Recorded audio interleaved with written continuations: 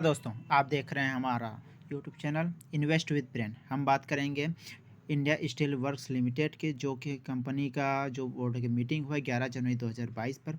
उसमें क्या डिस्कशन किया गया है उसके बारे में हम चर्चा कर लेंगे, और साथ ही साथ जो फंड राइजिंग का जो कॉन्सेप्ट था उसमें ये जो फंड लाने वाले थे कि किस आधार पर फंड आएगा और कितना फंड आएगा उसके बारे में भी इन्होंने बताया हुआ है। तो उसके बारे में हम देख लेते हैं कि कितना क्या है। और आज की डेट पर यदि देखें तो इसने फिर से लगभग 5% का इसने ग्रोथ यहाँ पर दिया हुआ है। आज की डेट पर चल रहा है 6 रुपये 25 पैसे पर, और 0.29 रुपये का इसने जो है ग्रोथ लगाया हुआ है।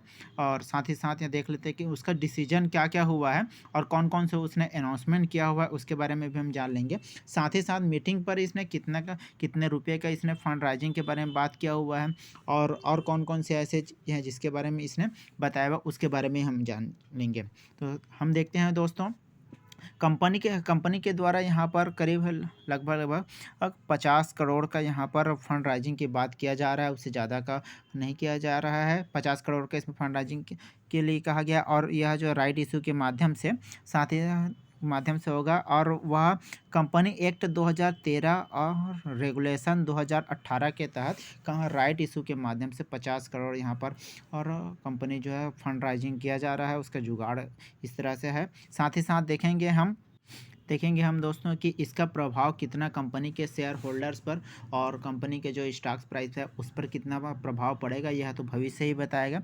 उसके अलावा कंपनी के द्वारा अनाउंसमेंट किया होगा जो जो दिशा द क्वार्टर इंडेट दिसंबर 2021, जो दिसंबर क्वार्टर का इंडेट है उसमें जो इन्वेस्टर कंप्लेंट्स है उसका डिटेल यहाँ पर दिया गया है कि इसका क्या हुआ कि number of investor complain received during the quarter 0 है, और साथ ही साथ इसका है ना, और जो डिस्पोजल है वो भी 0 ही रहेगा। इसमें कंप्लेन मिला नहीं। यदि आप भी इसमें यदि इस कंपनी के स्टॉक के बारे में यदि कोई कंप्लेन करना चाह रहे हैं तो इसमें आप कंप्लेन कर सकते हैं। उसके लिए इसने जो है जानकारी दिया हुआ कि कितना कंप्लेन उनको मिला हुआ है। तो साथ ही इनको किसी प्रकार का कोई कंप्लेन नहीं मिला हुआ है, इसलिए इनका जो डिस्पोजल है वो भी 0 है।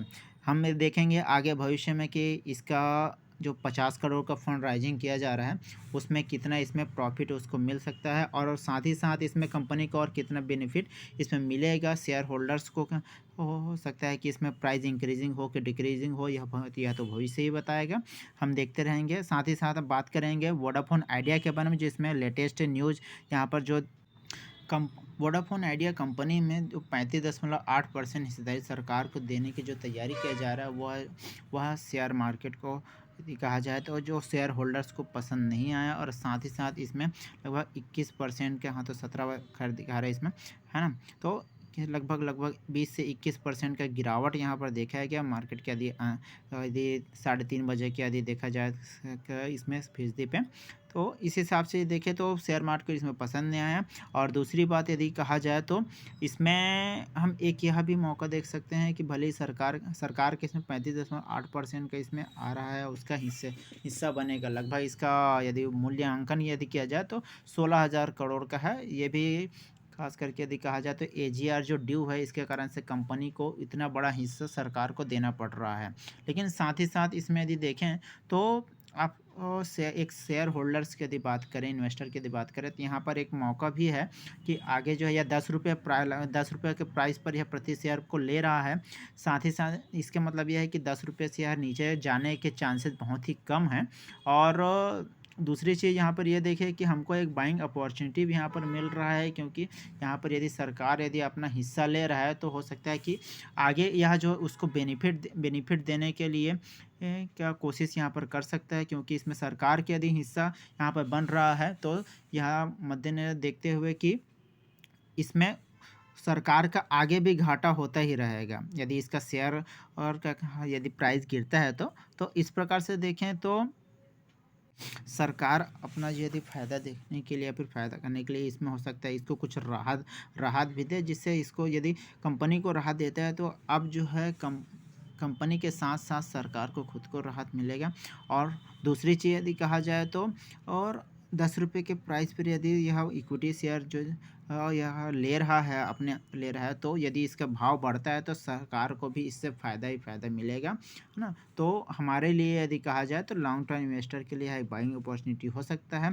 साथ ही साथ यदि कहें तो यदि इसमें आप लेना चाह रहे हैं वोडाफोन आइडिया पे, तो पहले अपना रिसर्च करें और साथ ही साथ अपना खुद का निर्णय आप डिसीजन लें, ताकि आप यदि इसमें फ़ायदा यदि हो तो आप, क्योंकि आपका ही होना है, और नुकसान यदि होना है तो आपका ही होना है, इसलिए अपना डिसीजन स्वयं लेवें और खुद से एनालिसिस करें तब जाके इन्वेस्टमेंट करें। इस शेयर पर कोई ऐसा आपको इन्वेस्ट करने के लिए आपको कहा नहीं जा रहा है, हम आपको केवल जानकारी दे रहे हैं। इसी प्रकार से दोस्तों जानकारी पाने के लिए आप हमारे यूट्यूब चैनल के साथ बने रहें। वीडियो यदि अच्छा लगा हो तो लाइक करें, कमेंट करें, शेयर करें। धन्यवाद दोस्तों, जय हिंद। लास्ट में यही कहूँगा, सुने सबकी, करें अपने मन की। धन्यवाद।